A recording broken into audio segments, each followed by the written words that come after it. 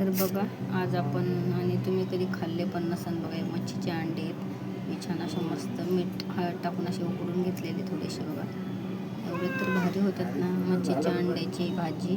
तर बघा आपण आता असे शिजून घेतलेले मी. आता आपण हे कट करून घेऊया बघा असे मस्त. आणि एवढी भारी होती, तुम्ही कधी खाल्ले पण नसेल बघा मच्छीचे अंडे. अंड्याची भुर्जी बनवूया आपण मच्छीच्या बघा.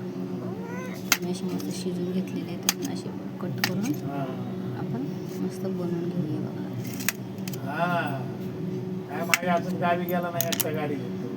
तर बघा तेल टाकले आपण, थोडंसं लसूण टाकलेलं आहे याच्यामध्ये. तर बघा आता लसूण आपल्याला हे झालेलं आहे लाल. तर मी 2 बारीक कांदे कट करून घेतलेले बघा. टमाटो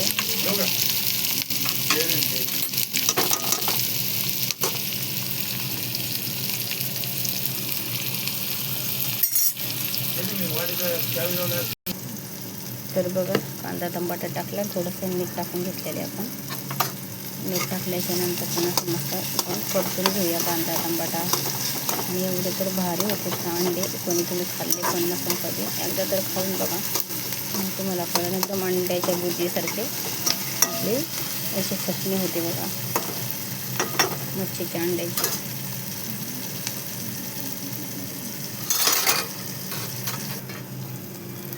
तर बघा आपण थोडासा कांदा मसाला आणि मटण मसाला हे मिक्स केलेला आहे ना, हा टाकून घेतलेला आहे. आणि थोडंसं आपला घरगुती लाल तिखट मसाला आहे बघा. हे सगळं टाकल्याच्या नंतर पुन्हा एकदा मी सगळं असं मिक्स करून घेतलेलं आहे.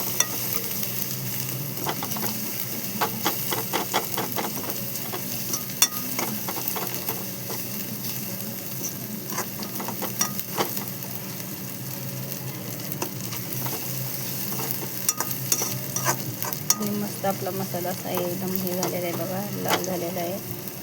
कांदा टमाटा पण छान. नंतर आता आपण हे बघा मच्छीचे अंडे मी असे कट करून घेतलेले आहे, हे बघा याच्यामध्ये टाकून देऊया. तर हे बघा आपण असे मच्छीचे अंडे असे टाकून घेऊ आणि सगळे अंडे असे फोडून घेऊया बघा. आणि इतके एवढे तर भारी होते ना अंड्याची चटणी, मच्छीच्या अंड्याची चटणी.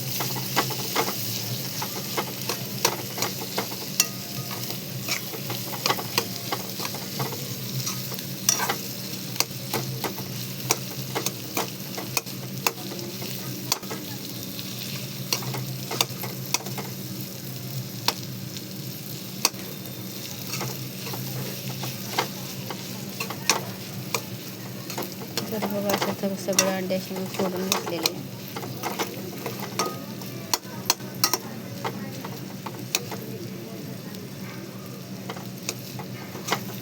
आणि बघा असे सगळे अंडे आता मी तर फोडून घेतलेले मस्त अशी. आणि बघा आपली मच्छीच्या अंड्याची भुर्जी.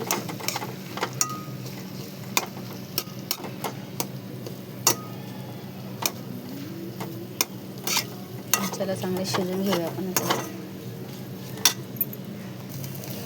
आणि बघा किती भारी आपली अंड्याची भुर्जी झालेली बघा मच्छीच्या अंड्याची.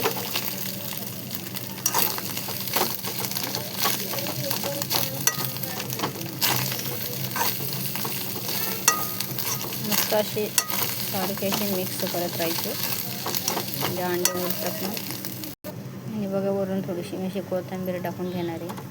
आणि कोथिंबीर टाकल्याच्या नंतर अशी पुन्हा एकदा छान परतून घेणार आहे बघा. आणि परतल्याच्या नंतर बघा अशी किती मस्त आपले अंडे पण शिजलेले आहे, चटणी पण छानच झालेली आहे बघा.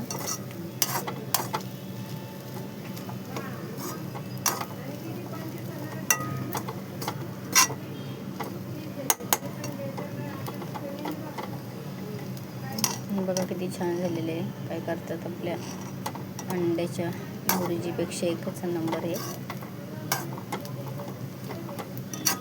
बघा कशी झाली आपली अंड्याची भुर्जी, नक्की सांगा मच्छीच्या.